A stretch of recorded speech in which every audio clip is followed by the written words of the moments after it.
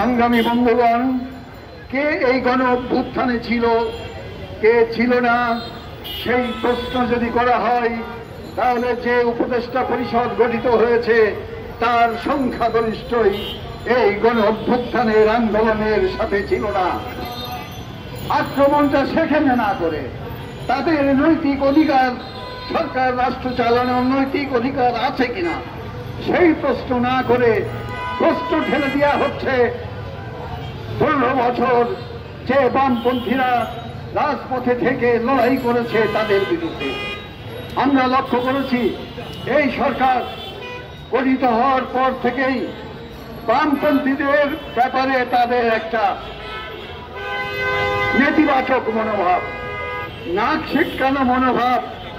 কারণ এই সরকার জানে অতীতের যে অর্থনীতি, মুক্তবাজার অর্থনীতি, নয়া উদারকরণের অর্থনীতি, যে অর্থনীতি লুটেরা বুর্জোয়া শ্রেণী এবং মার্কিন সাম্রাজ্যবাদী শক্তি, সেই শক্তিদের পৃষ্ঠপোষক, এবং এই অর্থনীতি চালু রাখতে তারা চায় তাদের যে সংস্কার প্রস্তাব, সেই প্রস্তাবে তারা সেটা ঘোষণা করেছে।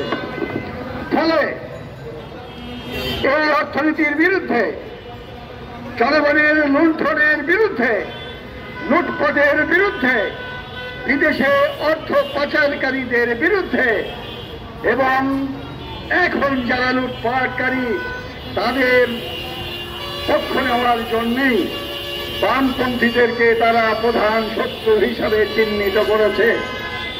বাংলাদেশের জনগণ তার আন্দোলন সংগ্রামের ভেতর দিয়ে তারা তার পরীক্ষিত বন্ধুকে নিশ্চয় চিনেছেন এবং এই সরকার ক্ষমতায় আসার পর থেকে এই 7 মাসে দেশে একটা নৈরাজ্যিক পরিস্থিতি তৈরি করে রেখেছেন।